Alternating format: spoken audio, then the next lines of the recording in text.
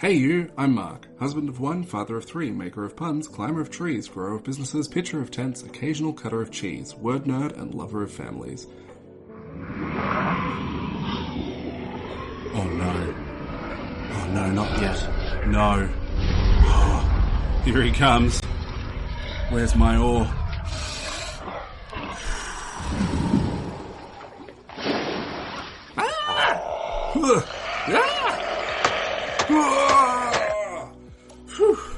Showed that Kraken who's boss. At least until like 2 p.m. this afternoon. I think I'll be due for another attack by then. Let's jump into it. Hey, welcome to all of you bandits and chilies. This episode is the first of a series of episodes I'm going to do on etymology or word studies. And this one is going to be terribly terrific, awfully awesome, as we look at those words and what they mean and the lessons we can learn from that. So put your nerd glasses on. If you're a fan of the IT crowd, it's like Moss with his glasses that he has when he's excited to put on slightly larger glasses. So I'll give you a moment to do that in preparation to get nerdy.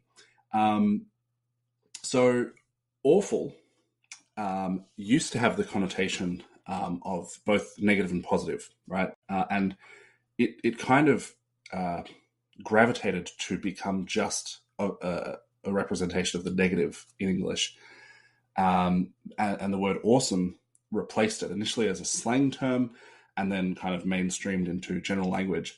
So something that is awful, we think of it as being awful, and conversely, something that is awesome is awesome. But what a great definition, Mark. But the root thing that is being described there, they come from the same root word, and the same is true with terrible and terrific. Essentially, the same thing happened. And what I find really interesting about that, other than the fact that like just how the words have developed over time, is what they're seeking to describe. I think holds a sort of a deeper truth about the human experience. They're seeking to describe, in our sense of awe, something that is just amazing, something that really is bigger than ourselves and beyond perhaps our ability to comprehend, or just something that really, fills us with a sense of fear, dread, existential dread, because we just can't really, it's so far beyond the realm of what we're familiar with, what we're comfortable with, what we know, that it gives us that feeling. But at the same time, that also is like the call to adventure, because the ocean is a really good example of this, right? And thinking of this like back in the days, like the next sort of frontier, I guess, is space. But back in the days of explorers, before we had the full world mapped out, you can just imagine being in a society where for your entire life you probably never went more than like 5 miles from where you were born. Like everything was within this small, confined area. And for the average person, if you did travel, a further distance than that, it was probably a one-way journey. It was probably we're going from here and we're moving over there and we're settling over there. And so the spirit of adventure and exploration, it's really, it's so hard for us to comprehend, given that, for me, if I go to a city that I'm not familiar with, I'm just totally reliant on my GPS to, get me to a supermarket or something, right? I have a vague understanding of how I could potentially cope without that, but I don't really need to do it. And I kind of get lazy with it. And I'm very conscious of this and somewhat insecure about it, because I don't really want to be that person that is just totally reliant on the GPS, but at the same time, it's just perfectly convenient. And but we have the whole world at our fingertips, really, don't we?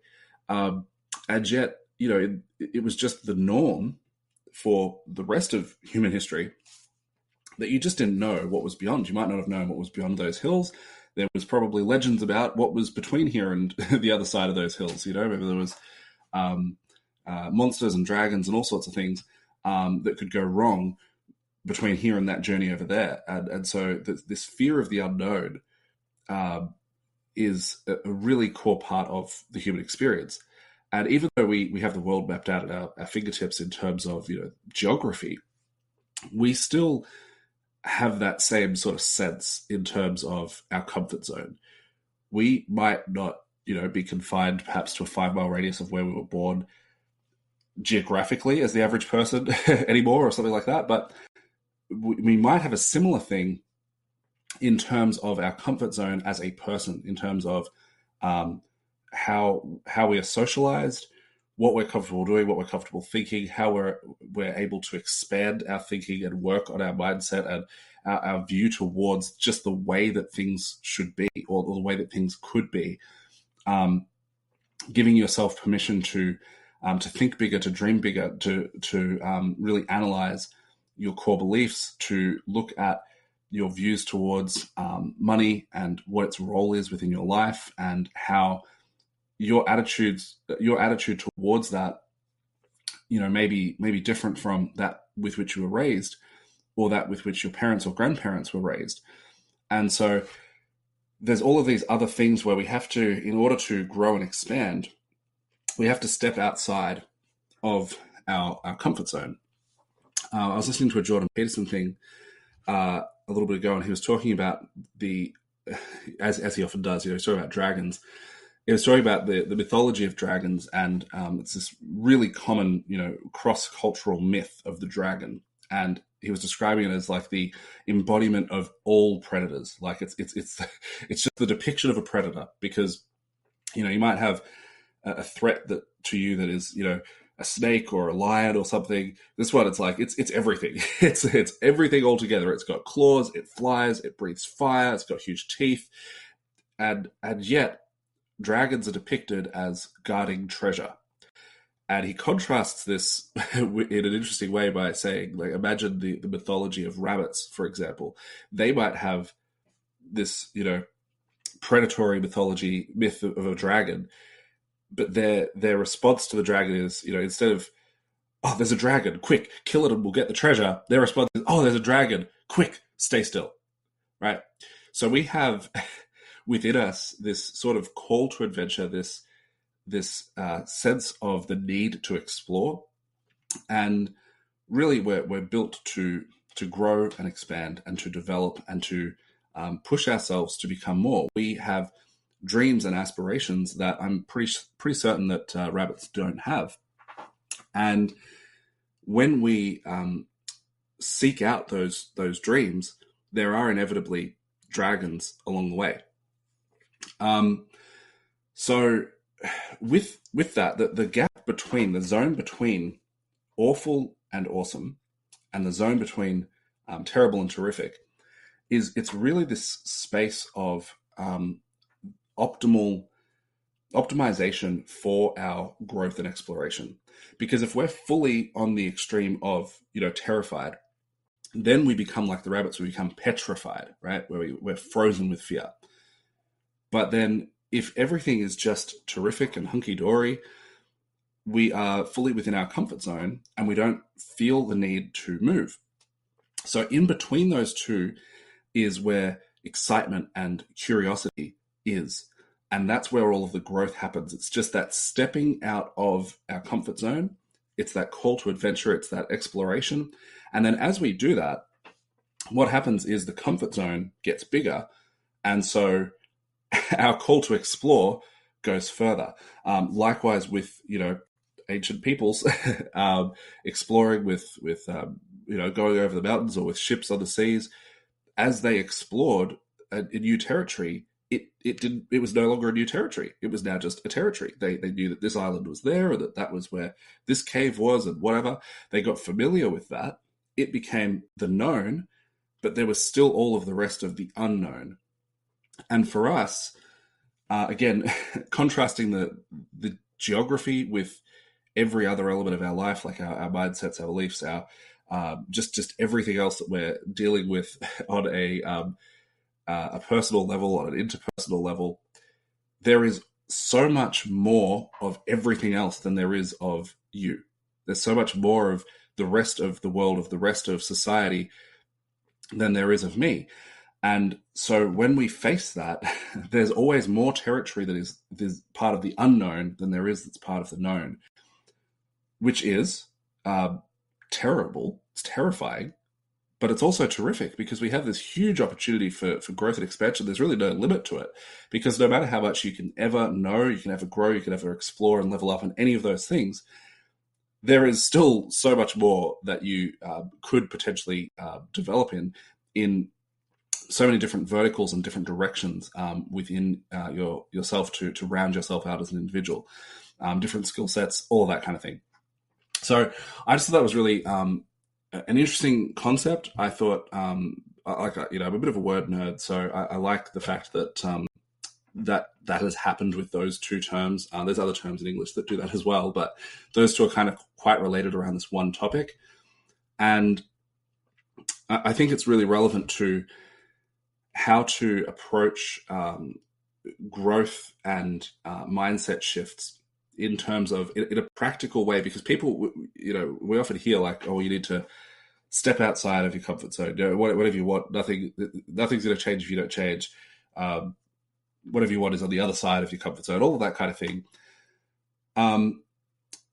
But practically looking at that from the reality of the situation that those word changes represent in how, the English language over time has kind of been grappling with this idea about how to describe this phenomenon in a way that it's, on the one hand, this, but on the other hand, also that.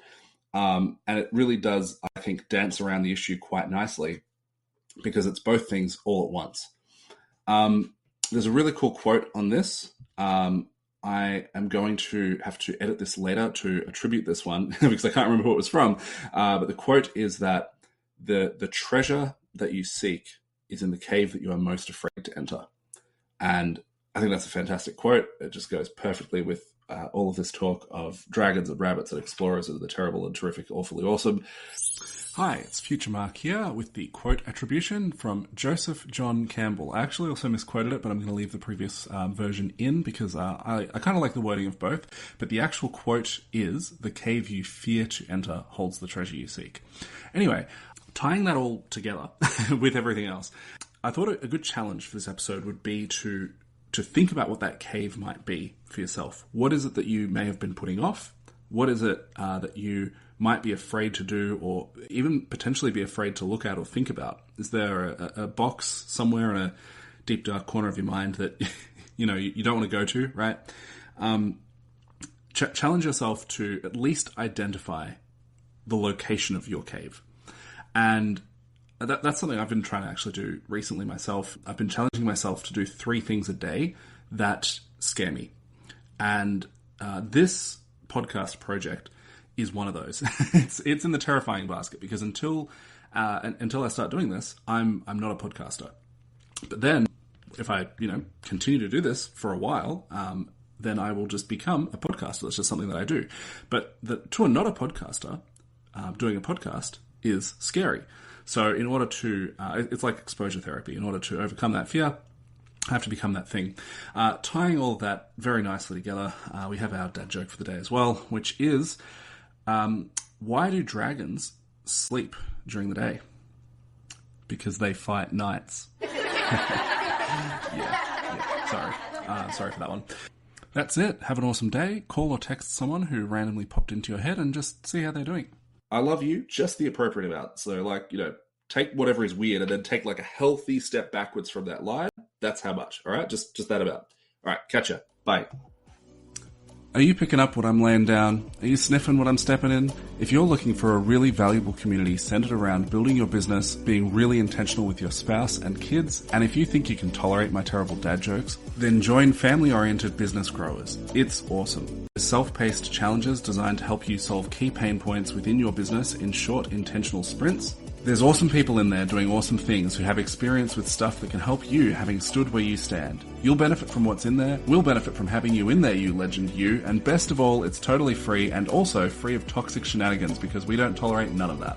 The mission of the group is to help 250 family-oriented home service business owners reclaim 5 hours per week for what matters most whilst growing their business this year. So jump in there and get amongst it. Join via warplan.au. That's warplan.au. Oh no. He's early. Warplan.au. Catch you in there. Ah!